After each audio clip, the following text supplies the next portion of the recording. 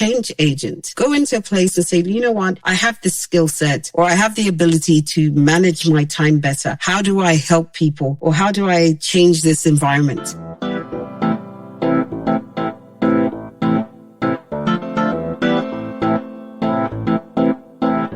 Born and raised in the motherland, chasing a better life. Story of an immigrant. Concrete pastures. Concrete pastures.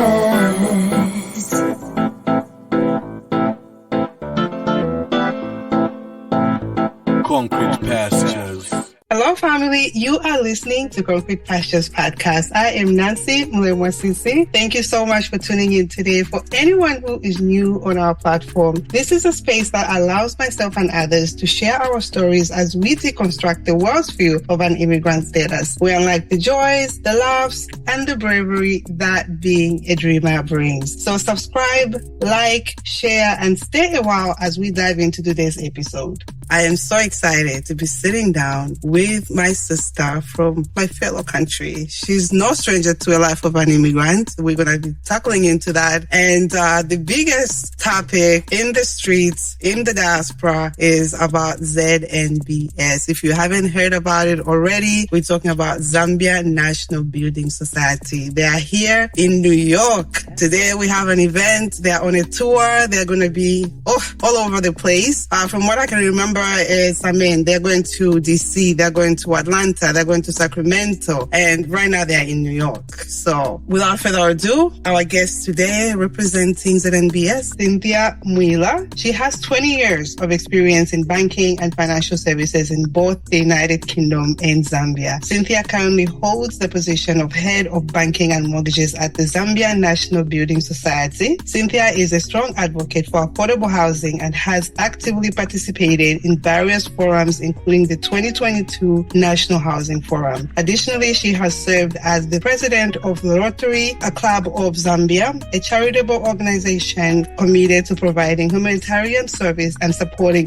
vulnerable communities. Recently, Cynthia has been appointed as the World Vision Zambia Board Committee member, further demonstrating her dedication to making a positive impact. Mentorship is another area where Cynthia exhibits her passion, specifically focusing on mentoring women and youth. She currently serves as one of the appointed mentors for award-winning When Females Lead mentorship program. Welcome to New York. Hi, I'm so excited.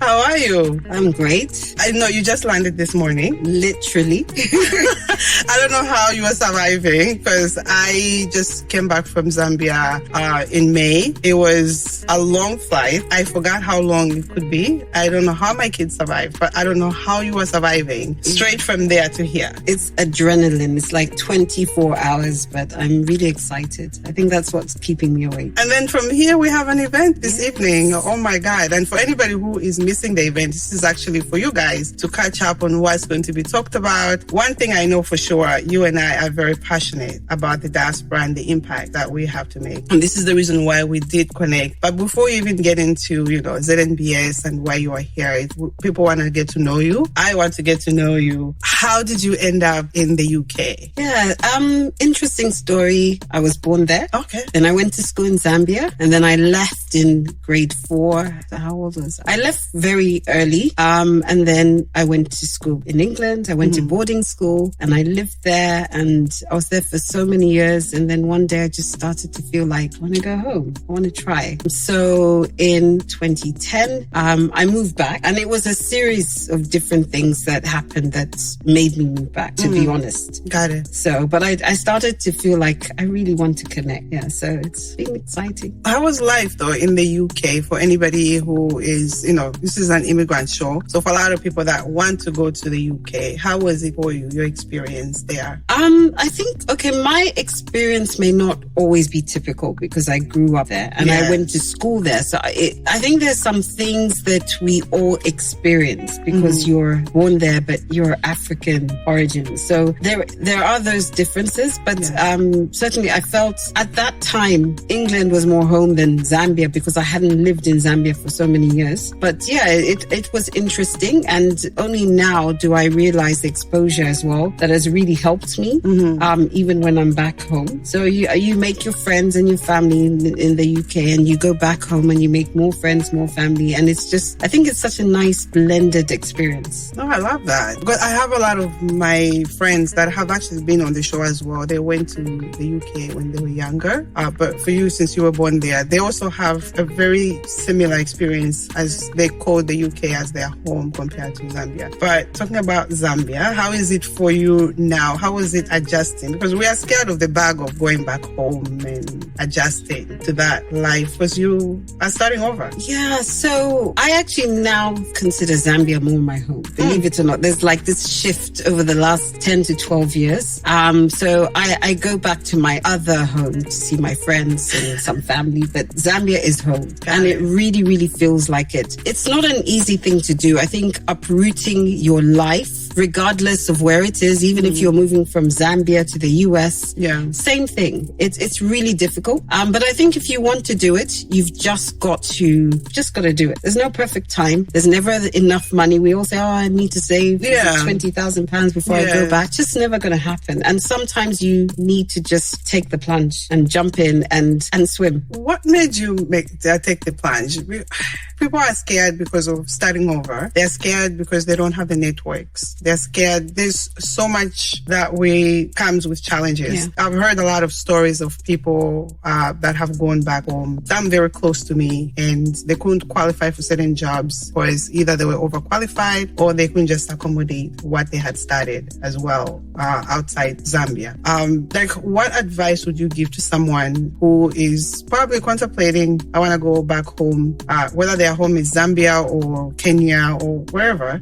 What advice would you give? I think you need to have an idea what you want to do. You'll find like a lot of African countries, and I'll speak about Zambia, but they're very nurturing and embracing of entrepreneurship. So if you're that person who wants to go and start your business and try something new, I think it's the place, because it's the nature of the economy. 80% is like SMEs and people who are really trying to make things happen. Yeah. So it's a very good time. But if you're on the professional side, it's like anything. You've got to go in there, work hard, opportunities come. I personally have no regrets. I had a good job in the UK. I was in the banking sector. Yes, it was a little tough, and maybe I was lucky in some ways. I actually started applying for jobs. But what I will say is the timing is right.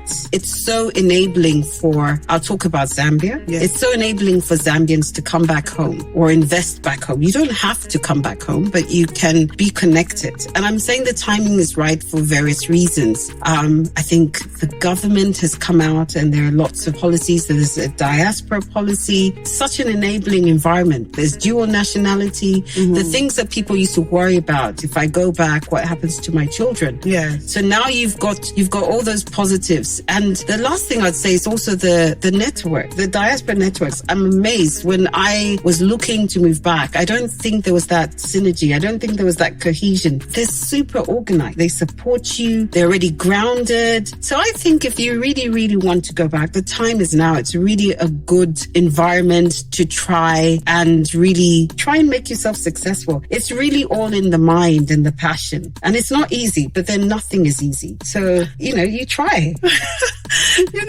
When you're coming from like the US and you go back home, you want everything to work kind of the same. The expectation levels are like, oh my God. So the frustration, how did you do with that? Because you're coming from a world where everything works, and then you go to Zambia. I mean, I only experienced this for like 2-3 weeks almost. I was uploading the podcast. It took 2 days to upload. It took them 5 minutes. 5 minutes is even a lot to do that here. So for all of those things, I mean, I was holding in my whatever I was experiencing. How did you handle all of that? I learned to manage my expectations. And when I say that, I don't mean that in a derogatory manner, like have lower expectations. I'm saying different expectations. Yes. I think that's the first thing, because it's not really comparable. I mean, it's different. And the same way, yes, there are challenges. Yes, I'll acknowledge sometimes things don't work at the same pace. But then I also balance balance, because I realized the opportunities I have in Zambia, I would never have had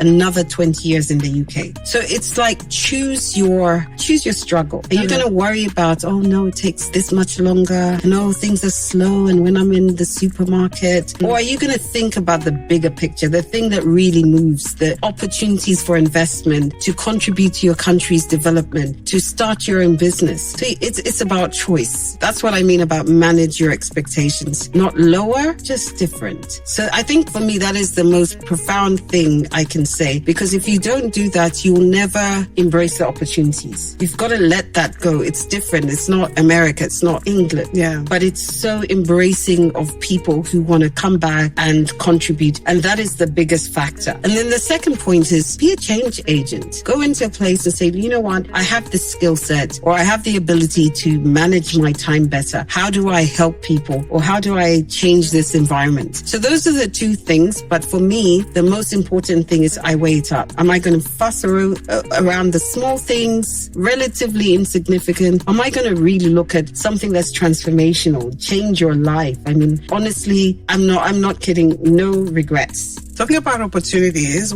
talking about opportunities, how did you get into ZNBS? Yeah, I applied. I applied like anyone else. And I was coming from the private sector. So if you don't know, ZNBS is wholly owned by government. So it is a public sector company. I applied and I wasn't really sure, because it's quite a shift going from private sector to public sector. And I went through the process. I was interviewed like anyone else. I got the job. Yeah. And despite the differences, I really feel like, again, I feel so fulfilled, because yes, we're still delivering profit and we've got to deliver values for our shareholders. But at the same time, there's something so fulfilling about making a direct contribution to your country. And I feel that in public sector, you really do that. So yeah, it's been an interesting journey. Very nice. I mean, you're obviously here to help us. I'm excited though for what you guys have come to have brought together, your initiative in terms of what your products are for the diaspora. And this is why we've partnered up. My question to you, there's so many questions that have come up after we've advertised. There's so many questions, and a lot of those questions I'm sure will be answered tonight at the event and also even here as well. What makes you guys different from other companies that have been offering this type of product? Because there's also another organization, which I'm not going to name, that does offer diaspora product. What makes you guys different? I like that question. I think to start with, firstly, I'm going to take a step back. So we were established, Zambia National Building Society, by government under an act of parliament to deliver affordable housing solutions for Zambians. So we have a housing deficit of around 1.5 to 2 million. Okay. And I was really surprised today to hear that there's also a bigger one here. But anyway, that's another story. So that's our core mandate. And the fact is ZNBS has been in that market for 53 years, the longest offering mortgage solutions. So we have the expertise. What makes us different? Yes, so we are talking about other diaspora products. We also have saving products, but really our flagship product is the mortgage product. Yes. And I really think what makes it different is that it's very easy to come and ask people to invest with you. Yeah. Can you bring your dollars and we have a solution? But it's very difficult to actually, if you swing it the other way, for us to be able to say, you are out there, you're in the diaspora, we won't see your salary, but we're willing to give you some money. I think it's has a profoundly different impact. So we are really offering something different. We genuinely are lending to clients in the diaspora. We have a portfolio we launched a year ago. We have some customers who are willing to speak for us. Yes. Because it's been transformational for them, giving them an opportunity to fulfill their dreams, to complete their investments. And so we're different. We're really looking at how can we support Zambians, not just in Zambia, but Zambians out there. Yeah.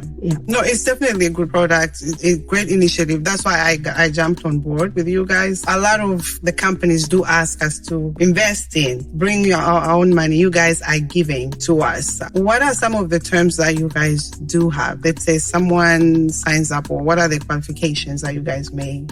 So firstly, we want to just understand, what does your income look like? Who are you? So we'll do the usual KYC, the know your customer. Yeah.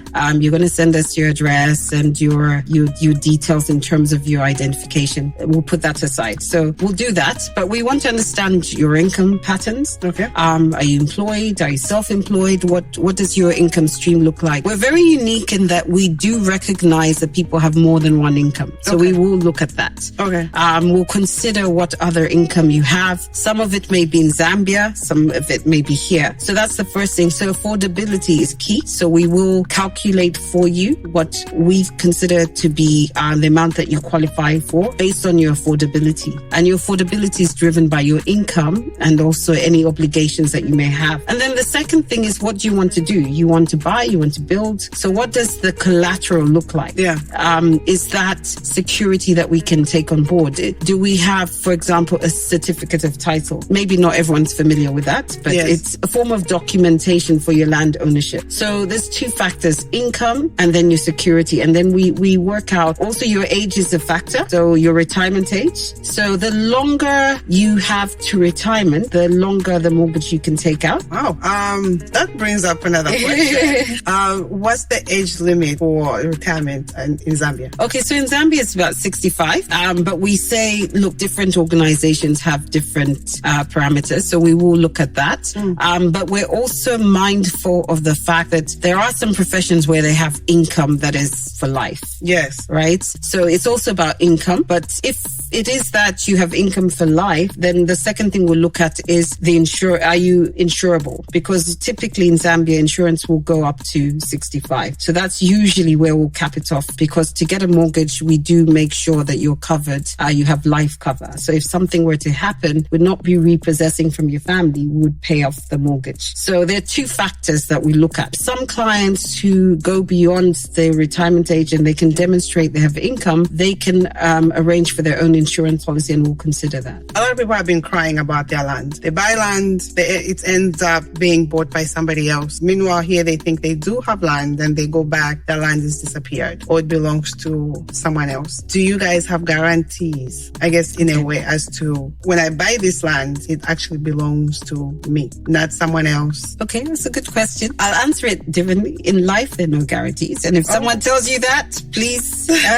look twice. But what I will say is we use our expertise to mitigate your risk. Okay. So we do it two ways. Firstly, when you come to us for a mortgage, very early on in the process, we will validate the ownership of that land. And we do that through the Ministry of Lands. Okay. So before we even say we will lend to you or anything, we will go and check. That is a check for you as a customer, because it reassures you. And we've had instances where you're buying a property and you're told that the ownership is under someone, but when we go and check at lands, it's something completely different. Yep. So it protects you and it protects the institution. That's the first thing. The second thing is where we have partners, developers that we work with, and that's part of our diaspora proposition, because we know that you're away and it's not always possible for you to know where the opportunities for investments are. Yes. So we sign up with some developers, we sign MOUs. For us to be able to do that, we carefully vet them. So there's a due diligence process that we go through. So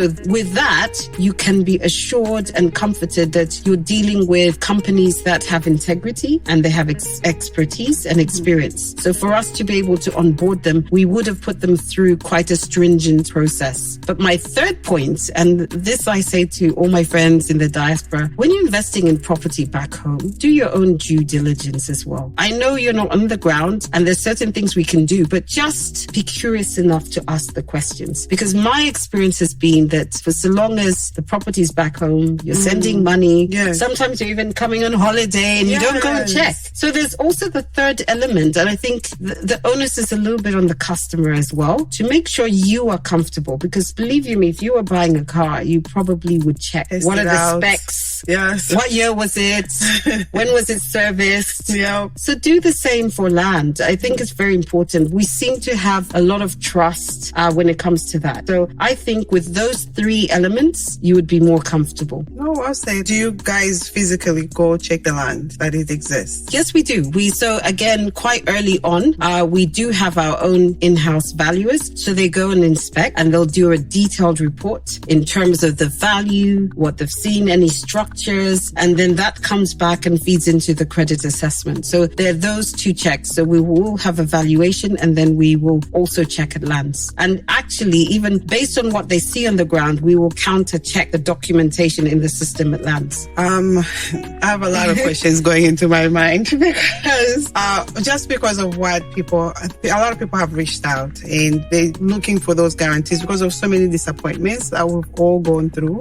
Even recently, I think privately when you and I were talking, I was going to buy traditional land, and there's so much limitations as to what you can build on traditional land. Do you guys have traditional land? Firstly, our core job is to finance. So typically we will not own that land, although we do have a project. We have a project, and I'll talk about that a little later. But yes, as ZNBS, we own particular land because we want to solve part of the issue around affordability in housing. Okay. So one of the biggest costs is land. So we've come in to say, look, if we can provide land at a lower than market cost, and it's service land, so it has water, electricity, sewer, bulk services, then we can pass on that benefit to customers. So, but that land is always on title for us. But like I said, we do have a different offering. It's not available to customers in the diaspora. That's the building materials loan for traditional land. And I think also the reason is simple, because you're not on the ground. You're not there to verify. If the land is on title, you will have some assurance, some documentation that supports the ownership. So because of that, we will only finance securitized land for you. So we do have partners who do offer different types of land, and you can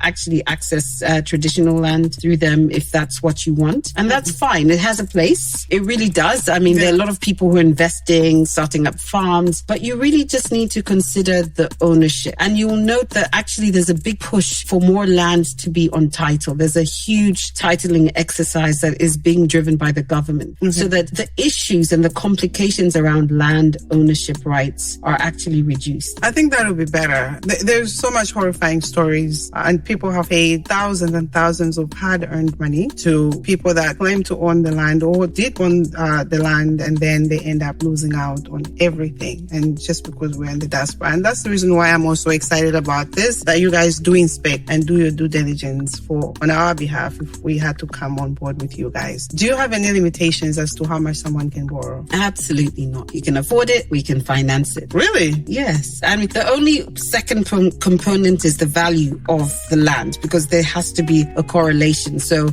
that is the security. So it has to support. But if the security is, equates to the value that you need and you can afford it, we will finance it. It's quite straightforward. Yeah. I'm in your space, so I understand what you're saying. But for someone who's not in the financial industry, what do you mean? If the land costs, let's say, roughly 50,000 kwacha, the loan is going to be 50,000 kwacha? There's 2 ways of looking at it. So we don't typically, in Zambia, we will finance at 75%. So it means you, the customer, you need to make a contribution of 25%. Got it. What that does, and that's the market value. So what that does is it creates that room, because remember, in as much as we've seen a lot of stability in the property market, especially coming out of COVID, it like any other asset, there is some volatility. We don't want to have as an issue like subprime, where we lend above the market value, and then the property market crashes, and then your customers and the institutions are exposed. So there is that element that is discounted simply for that. But if, for example, and you do get a lot of this, because in Zambia, largely it's a buyer's market. Liquidity is quite hard to come by. So people who can afford to buy property in cash or get a mortgage, I think that number is still quite small. So you will find that you have bargaining power. So you'll find that you might buy below the market value. So in which case, your negotiation skills, in which case then the financing will be a little bit different. We can finance 100% of the purchase price because the market price is higher. Got it. But the second thing that we do, and we recognize not everybody can manage that 25%. And remember that we are here here to support Zambians into home ownership. So we've come up with a solution where you can get 100% of the value. That 25% we cover through insurance. So it's quite an innovative way of making sure that if you can't afford to put a deposit down, you can still get 100% mortgage. So what type of insurance are we talking about? The home? No, so it's not insurance protection as such, but there is that 25%, which is our exposure really. Yes. So we have partnered with an insurer in Zambia where they will insure us with the 25%, so we can give you 100% of the value. So that premium, there's a slight premium that is passed on to the customer for that benefit. Got it. You see, it's all about opportunity. Sometimes you have this property and you have a need and you need to buy it. Yes. So, there's a time value of money as well. So you can decide to take 100%, pay a little more, 1% more than you would ordinarily, or you can contribute. So what that does, it gives an opportunity to everyone to own property. No, that's amazing, because a lot of people, I think they're going to be looking at that collateral, I guess, in a way, as to get the insurance and get the 100% lending with you guys. Do you think the housing market in Zambia is going up, or is it just... That's an interesting question. I will say that you need to look at certain segment of the property market. They're different. So I'll talk about residential because I think that's largely what I understand best. Yeah. We saw a lot of different behaviors coming out of COVID, right? So if you were looking to invest, for example, pre-COVID, the high value segment was lucrative. I mean, you could get a house in Zambia and put it on rent for $1,000, $2,000, and the market was there. We have a huge expat community. People want to rent good houses in good areas, safe areas. And so the market was there. But what we saw coming out of COVID is a push towards more middle income housing, right? So it's not that people can't afford, but it's made them think twice. They've become more savvy. So the middle income market started to boom, and you'd find that actually there's an emerging middle income market as well, because people can now afford, they've got decent jobs, they can afford to rent, but they're not yet able to buy. So there's those two components. We also saw that the lower income market took off, and investors were actually going into lower segment where really maintenance is low, demand is high. If your tenant is not paying, there's 10 other people who are waiting at the door, because decent affordable housing is very hard to come by. So those variables. But so there's a lot of stability in the market. There are areas where you're seeing a lot of capital appreciation in a short period of time. Why? Because when you see a developing country, you literally see development mushroom up. So you've been to Zambia recently. Yes. Mm-hmm. I'm sure you're shocked by how many supermarkets. This is why how many malls. So if you own land in a particular area and there's a mall that's sprung up, what happens? Your property goes up. Prices literally overnight.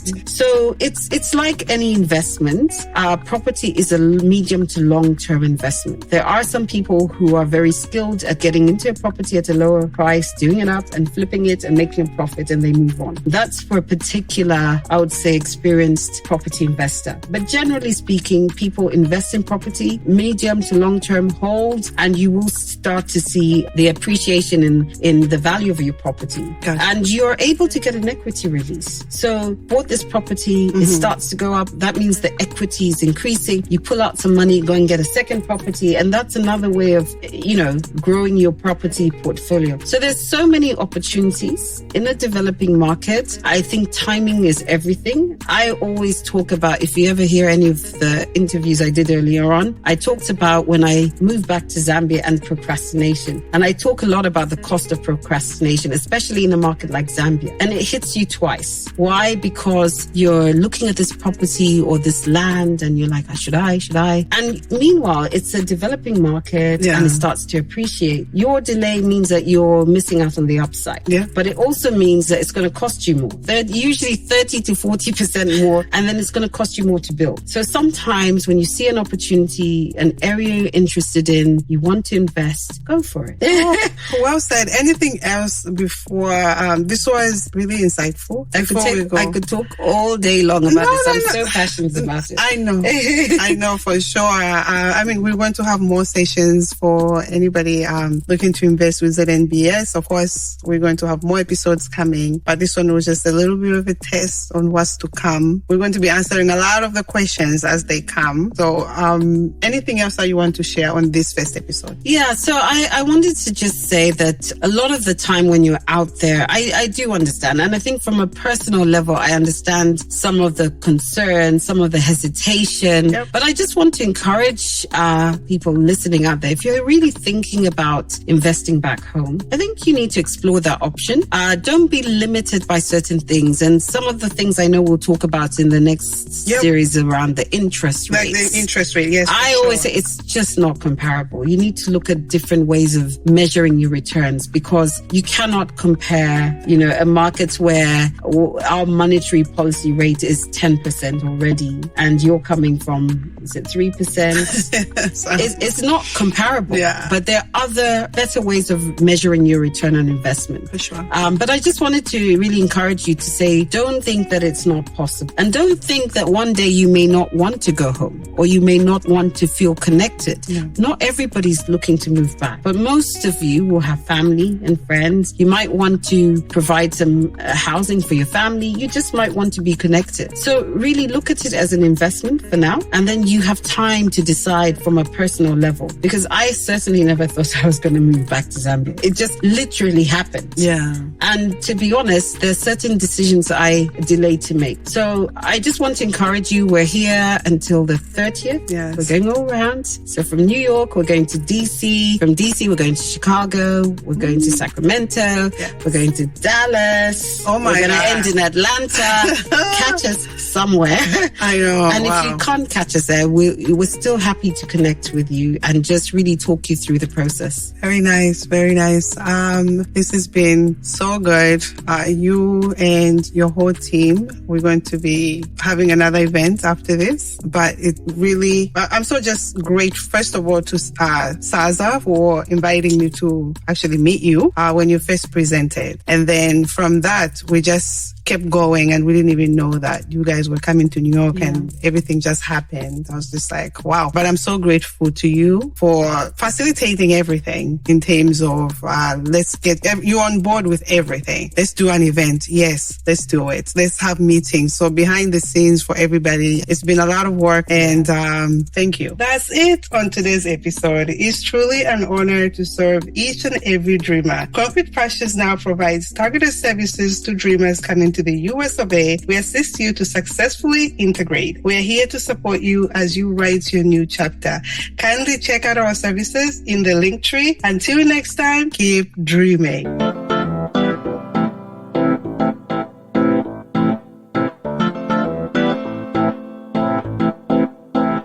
Born and raised in the motherland, chasing a better life.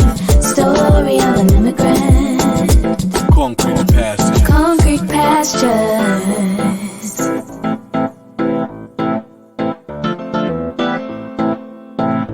Concrete pastures.